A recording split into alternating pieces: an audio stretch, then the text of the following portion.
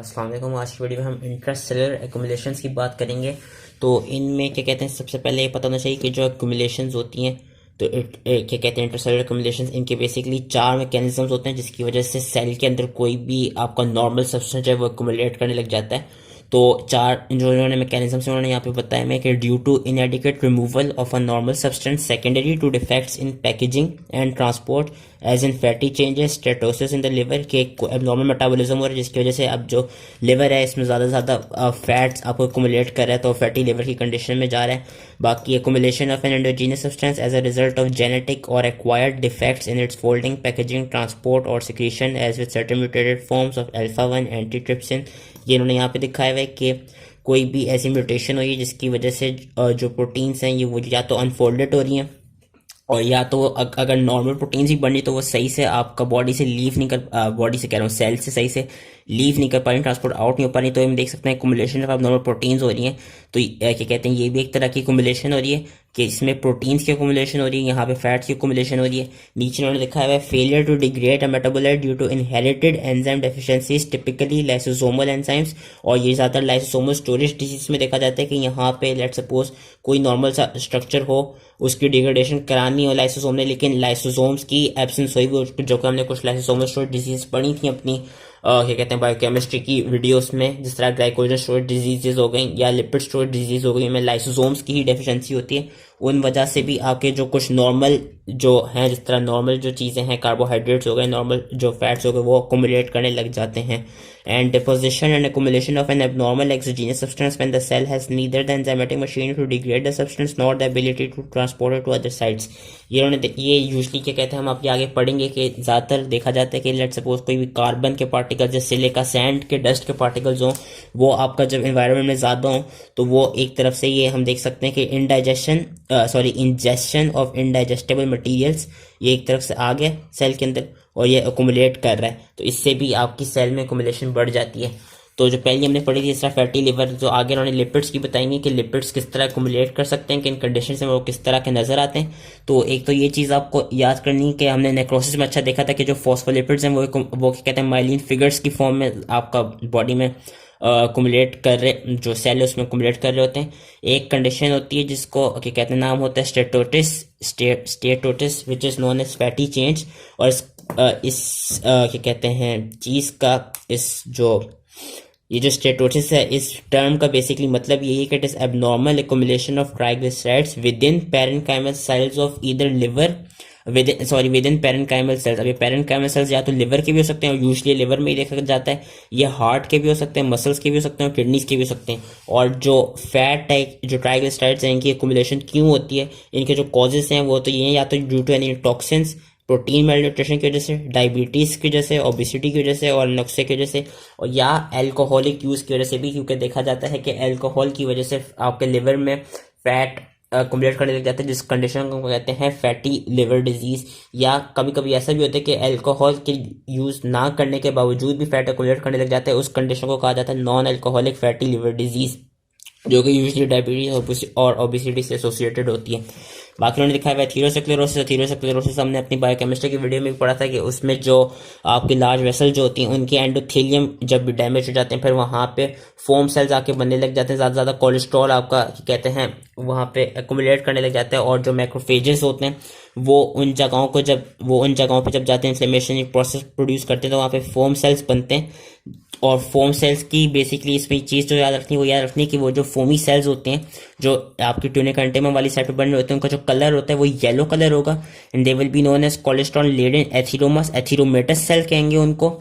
और इनकी खास बात याद रखनी है कि ये जो सेल्स होते हैं ये आपका ब्रेक डाउन करके कोलेस्ट्रॉल को रिलीज भी कर सकते हैं, या कोलेस्ट्रॉल एस्टर्स को जो एक्स्ट्रा सेलुलर स्पेस है वहाँ पे रिलीज कर सकते हैं। वहाँ पे ये नजर कैसे आएंगे, ये क्या कहते हैं वहाँ पे, बल्कि वो फॉर्म क्या करेंगे, वो क्रिस्टल्स लाइक फिगर्स फॉर्म करेंगे या वो लॉन्ग नीडल्स प्रोड्यूस करेंगे विच विल, जो कि क्या कहते हैं डिस्टिंक्ट क्लेफ्ट प्रोड्यूस कर रही होंगी टिश्यू के सेक्शन में, ठीक है। और वो जो क्या कहते हैं क्रिस्टल्स होंगे, वो क्रिस्टल्स भी मैक्रोफेज से आपका जाके फेगोसाइटाइज होकर फोम सेल्स बना सकते हैं। थेरोस्क्लेरोसिस में याद रखना है कि वहाँ पर हमें पता है फोम सेल्स होते हैं, उनकी जो वो होती है अपीयरेंस येलो कलर होते हैं, और जो वो आपकी जो फैट लेडन सेल्स जो होते हैं, ये जो कोलेस्ट्रॉल लेडन एथीरोमेटस सेल्स होते हैं, वो उनका याद रखना है कि वो एक्स्ट्रा सेलुलर स्पेस में जाके लॉन्ग नीडल शेप की लॉन्ग नीडल्स प्रोड्यूस कर सकते हैं, या वो क्रिस्टल्स के फॉर्म में भी आपको नजर आते हैं। फिर आपके होते हैं जेंथोमस। जेंथोमस भी यही होते हैं कि इसमें आपकी जो कोलेस्ट्रॉल होती है वो अकुमुलेट किया होता है, और मैक्रोफेजेस ने वहां पे जाके ये कहते हैं फोम सेल्स बनाए होते हैं। इसका बस याद रखना है कि जो जेंथोमोस होते हैं ये यूजुअली हमको टेंडन्स में नजर आते हैं, या हमें सब epithelial connective tissue of the skin में नजर आते हैं। ये इनका भी कलर येलो ही होता है, और इसके कहते हैं इनको वो एक जब टेंडन्स में या कनेक्टिव टिश्यू में नजर आएंगे तो ट्यूमरस में इसको जेंथोमस कहा जाएगा। एक कंडीशन होती है कोलेस्ट्रोलोसिस। कोलेस्ट्रोलोसिस बेसिकली ये है कि जब कोलेस्ट्रॉल लेडन मैक्रोफेजेस जो होते हैं वो गॉल ब्लैडर के लेमिनर प्रोपिया में जब ज्यादा कुमुलेट हुए में नजर आएंगे तो उसको हम कहेंगे कोलेस्ट्रोलिसिस। और एक नियमन डिजीज टाइप सी भी होती है जिसमें कोलेस्ट्रॉल की ज्यादा कुमुलेशन नजर आती है। प्रोटीन की कुमुलेशन कैसे नजर आती है, जो कि उन्होंने यहाँ पे दिखाई भी है, ये सफेद प्रोटीन एक्युमुलेशन बेसिकली आपका क्या कहते हैं, एक तो राउंडेड इन फिगर होगी, एओसिनोफिलिक ड्रॉपलेट्स की फॉर्म में होगी और वैक्यूल्स की फॉर्म में होगी। और क्या कहते हैं ये बेसिकली होती क्यों है, ये इसलिए होती है, तीन कंडीशंस में होती है। एक तो होती है कि विनो के जो प्रोटीन्स हैं कि प्रोटीन यूरिया की स्टेट में ये होता है कि प्रोटीन्स आपके यूरिन में आ रही होती हैं, एंड वी नो के प्रोटीन नॉर्मली यूरिन में नहीं आती हैं। प्रोटीन्स हमें पता है नॉर्मली आपका जो ग्लोमेरुलर वो जो है जो ग्लोमेरुलस की जो बेसमेंट मेम्ब्रेन है उसी को पास नहीं कर पाती। लेकिन अगर कोई ऐसी कंडीशंस हुई हो, कोई ऐसी रीनल डिजीज होगी जिसमें प्रोटीन्स आपके यूरिन में आने लग जाए और ग्लोमेरुलर बेसमेंट मेम्ब्रेन को क्रॉस करने लग जाए, देन होगा क्या, उन कंडीशंस में एक तो प्रोटीन्स जो होंगी वो कोशिश करेंगी कि वो ज़्यादा से ज़्यादा रीअब्जॉर्ब हो सकें। जब वो रीअब्जॉर्ब हो रही होंगी ना जिन ट्यूबुलर सेल्स के थ्रू, तो उन ट्यूबुलर सेल्स की कंडीशन बिल्कुल ऐसी होगी कि उनमें इस तरह नज़र आ रही होंगी लार्ज राउंडेड इओसिनोफिलिक ड्रॉपलेट्स और वैक्यूल्स की फॉर्म में। बाकी क्या कहते हैं प्रोटीन्स आपका और अकुमुलेट कैसे करती हैं, प्रोटीन्स आपके प्लाज्मा सेल्स में अकुमुलेट करती हैं, जो क्या कहते हैं वो प्लाज्मा सेल्स जो कि नॉर्मली इम्यून, क्योंकि पता है प्लाज्मा सेल्स का हमें पता है नॉर्मल फंक्शन ये कि वो इम्यूनोग्लोबुलिन्स को प्रोड्यूस कराते हैं। अगर लेट सपोज कुछ ऐसे प्लाज्मा सेल्स हैं जो मोर देन रिक्वायर्ड इम्यूनोग्लोबुलिन्स जो एंटीबॉडीज हैं वो मोर देन रिक्वायर्ड ज़्यादा बनाने लग जाएं, एंड हमें पता है कि इम्यूनोग्लोबुलिन्स आर प्रोटीन, वो बनती ईआरस हैं, तो उन सेल्स का जो ईआर जो एंडोप्लाज्मिक रेटिकुलम में होगा वो बिल्कुल large dilated form usually distended form में नजर आएगा। और उस चीज़ को वो जो endoplasmic reticulum usually distended form होती है उस फॉर्म को हम कहते हैं रसल बॉडीज। ये रसल बॉडीज भी याद रख लेना है कि वही जो ईआर की जो वो स्टेट जो मॉर्फोलॉजी नजर आ रही होती है उसको रसल बॉडीज कहते हैं।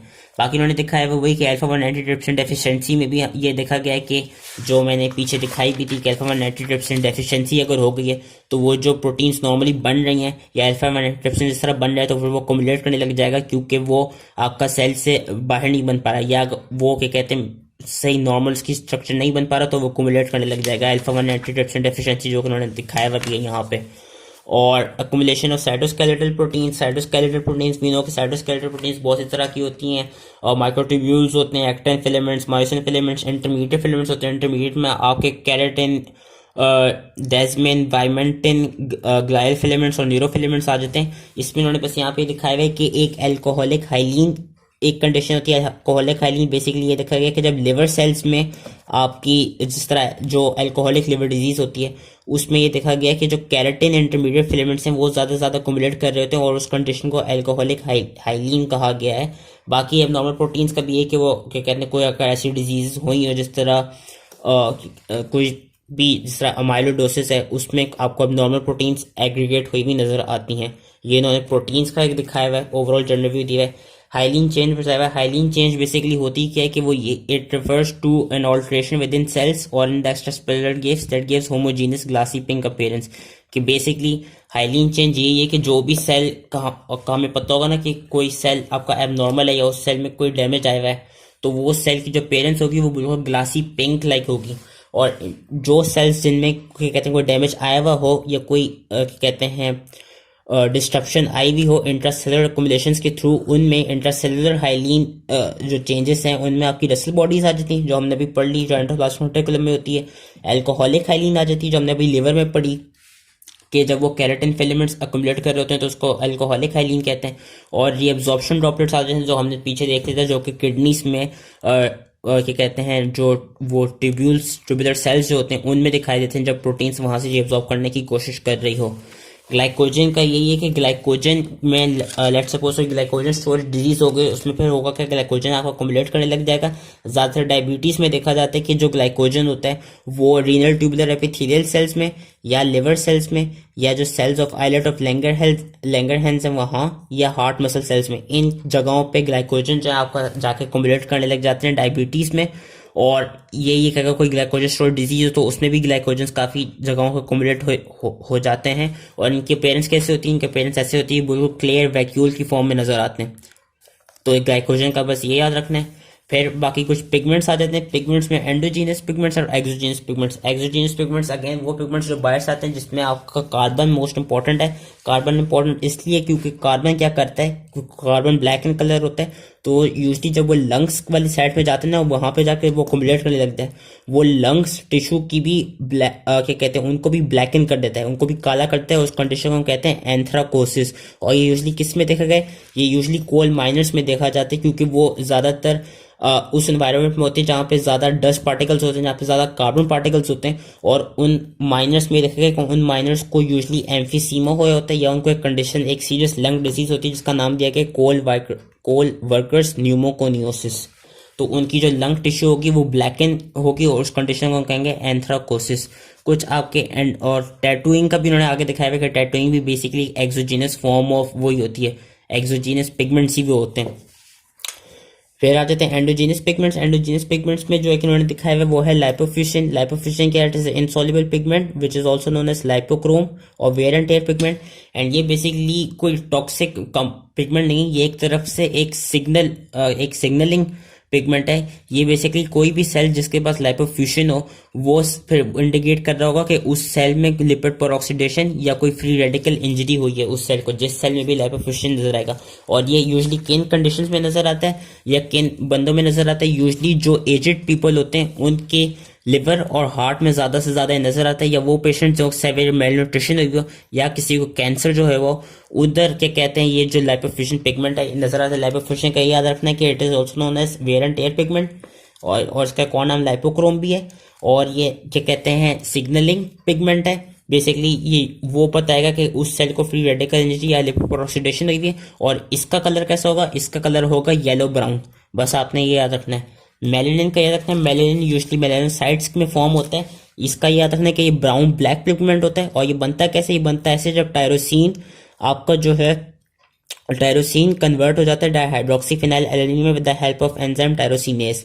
यही एक ब्राउन ब्लैक पिगमेंट है जो कि यूजली क्या कहते हैं वो देखा गया है कि आपका जहाँ पे ज्यादा सनलाइट होती है, सनलाइट में यूवी रेस क्या करती हैं, यूवी रेस टायरोसिनेस को एक्टिवेट करके टायरोसिन को कन्वर्ट करती हैं डाइहाइड्रोक्सी फिनाइल एलानिन में, जिससे आपका ये ब्लैक पिगमेंट बन जाता है। जो कि नॉर्मल फिनोमिनन देखा गया कि जब भी आप सूरज में जाते हैं तो आपकी स्किन काली हो जाती है, जो टैनिंग होती है आपके कहते हैं काले हो जाते हैं, इसलिए होते हैं क्योंकि उधर फिर मेलेनिन पिगमेंट बन जाता है। एक और जो ब्राउन ब्लैक पिगमेंट है उसका नाम है होमोजेंटेसिक एसिड। होमोजेंटेसिक एसिड एक एल्केप्टोनूरिया कंडीशन होती है, उसमें बनता है। उसमें होता क्या है कि उसमें बेसिकली जो आपका होमोजेंटेसिक एसिड है ज़्यादा बॉडी में कुमुलेट करने लग जाता है। एंड ये कुमुलेट यूजली स्किन में करता है, कनेक्टिव टिश्यू में करता है, कार्टिलेजेस में करता है। और इस पिगमेंटेशन को हम एक और नाम देते हैं ओक्रोनोसिस।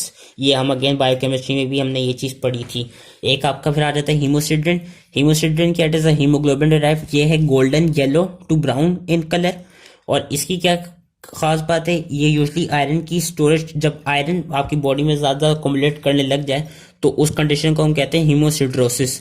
और ये कब होता है, ये हीमोसिड्रिन ग्रैन्यूल्स कब बनते हैं, ये तब बनते हैं कि लेट सपोज कि किसी भी जगह पे हेमोरेज होगा। जब हेमोरेज होगी तो वहाँ पे ब्रूज फॉर्मेशन होती है। और हमने वो देखा है ब्रूज फॉर्म, जो ब्रूज बनता है वहाँ पे वो शुरू में रेड होता है, बाद में वो क्या कहते हैं थोड़ा ब्लैकिश सा, या ब्लैकिश सा तो नहीं, वो थोड़ा गोल्डन येलोइश सा और फिर ब्राउन सा बन जाता है। वो बेसिकली बनता है इसलिए क्योंकि होता क्या है कि वहाँ पे जब ब्रूज वहाँ पे कोई बनता है, जब कोई हेमोरेज हुआ तो वहाँ पे सबसे पहले जो रेड ब्लड सेल्स हैं वो क्या कहते हैं साइट ऑफ इंजरी से रिमूव होते हैं और जाके फेगोसाइटोज होते हैं। उसके बाद होता क्या है कि जब वो रेड ब्लड सेल्स फेगोसाइटोज हो जाते हैं तो वो रेड ब्लड सेल्स में भी नो के they contain haemoglobin. Haemoglobin release जाती है, हीमोग्लोबिन में से वो हीम और ग्लोबिन में डिवाइड हो जाती है। ग्लोबिन तो प्रोटीन है वो ऐसे डिग्रेड हो जाएगी। हीम क्या करेगी, हीम हमें पता है कि वो बाइलिवर्डिन बाइलिरुबिन में कन्वर्ट होता है, लेकिन उसका आयरन निकल जाता है।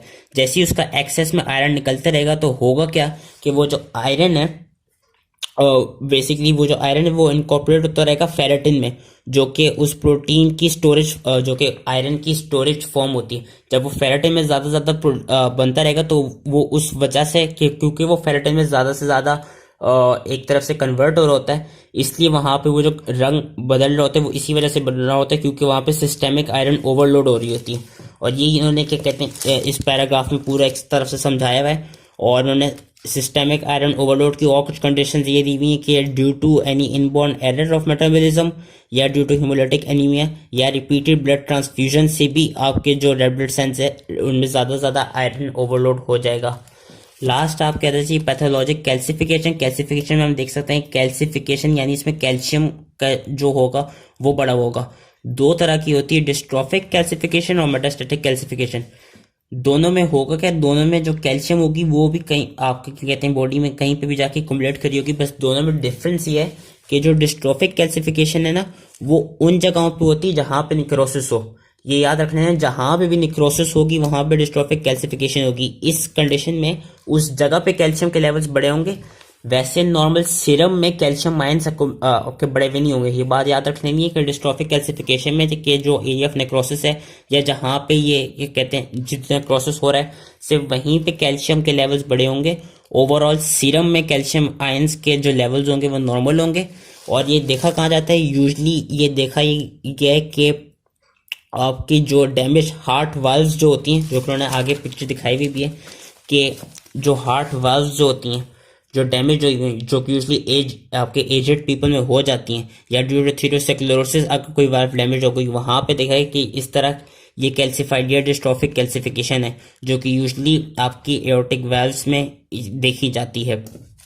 और आपके या कोई भी वेल्वुलर डिजीज हो उसमें क्या कहते हैं देखी जाती है कि इसको हम डिस्ट्रॉफिक कैल्सिफिकेशन कहते हैं कि कैल्शियम आयंस जो हैं वो उस जगह का, क्योंकि बिना थीरोस्क्लेरोसिस में उस जगह का नेक्रोसिस हुआ होता है, तो नेक्रोसिस होने की वजह से फिर आपकी वो जो कैल्शियम आयंस है वो वहाँ पे जाके कुमुलेट करने लग जाते हैं। और लास्ट जो है वो है मेटास्टैटिक कैल्सिफिकेशन। मेटास्टैटिक कैल्सिफिकेशन वो है कभी भी कि किसी भी वजह से आपके कैल्शियम आयंस बड़े हों, जब कैल्शियम आयन सीरम में बड़े हों, जब कैल्शियम आयन सीरम में बड़े होंगे तो फिर उससे आपकी मेटास्टैटिक कैल्सिफिकेशन किसी भी आपके ये कहते हैं सेल में हो जाएगी। अब कैल्शियम आयंस बढ़ता किन स्टेट से वो भी हम पढ़ चुके हैं, due to increase secretion of parathyroid hormone. और फिर सारी वो कॉजेस आ गई जिससे पैराथायरॉयड हार्मोन इंक्रीज करता है। आपकी due to reabsorption of bone tissue, again जब बोन टिश्यू रिएब्जॉर्ब करेगा तो कैल्शियम आयन बोन टिश्यू से रिलीज होंगे। और यूकिन कंडीशन में देखा जाता है मल्टीपल मायोमा में, ल्यूकीमिया में, या डिफ्यूज स्केलेटल मेटास्टेसिस में, जिस तरह ब्रेस्ट कैंसर हो गया। और एक डिजीज होती है जिसका नाम होता है Paget disease. Vitamin D related disorders में भी कैल्शियम आयंस बड़े होते हैं, जिस तरह उन्होंने दिखाया हुआ विटामिन डी इंटॉक्सिकेशन, सार्कोइडोसिस, या इडियोपैथिक हाइपरकैल्सीमिया ऑफ इन्फेंसी जिसको हम कहते हैं विलियम्स सिंड्रोम। उसके अलावा रीनल फेलियर में भी हो सकता है कि कैल्शियम आयंस आपके बढ़ जाए जब आपका वही सेकेंडरी हाइपरपैराथायरॉयडिज्म की कॉज आ गई, जब फॉस्फेट की रिटेंशन हो रही हो। जब फॉस्फेट की रिटेंशन होगी तो कैल्शियम की भी रिटेंशन आपकी बॉडी करवाएगी। और लेस कॉमन कॉजेज जो हैं वो हैं एल्यूमिनियम इंटॉक्सिकेशन और मिल्क एल्कलाई सिंड्रोम, जिसमें बेसिकली आप जो हैं वो एक्सेसिव इंजेक्शन कर लेते हैं कैल्शियम की, या एक्सेसिव एब्जॉर्ब आप एक्सेसिव इंजेक्शन कर लेते हैं उन कहते हैं मिल्क की या कैल्शियम कार्बोनेट की, जिससे अगेन आपकी बॉडी में कैल्शियम लेवल्स बढ़ जाएगा। और ये किन टिश्यूज पे, ये तो इवन दो ये बॉडी के किसी भी टिश्यूज में हो सकता है, लेकिन नॉर्मली जो मेटास्टैटिक कैल्सिफिकेशन है वो क्या कहते हैं interstitial tissues of gastric mucosa, kidney, lungs, systemic arteries और पल्मोनरी वेन्स में देखी गई है। जो डिस्ट्रॉफिक कैल्सिफिकेशन है उसका याद रखना है कि वो यूजली वाल्व्स में ही होती है, वेरस मेटास्टैटिक, और इसमें कैल्शियम आयन सीरम के नॉर्मल रहेंगे। वेरस मेटास्टैटिक कैल्सिफिकेशन का याद रखना है कि इन टिश्यूज में यूजली होगी, एंड इसमें जो सीरम के कैल्शियम आयन होंगे वो बड़े हुए होंगे। So that was it. I hope easily समझ में आ गया, एंड थैंक यू।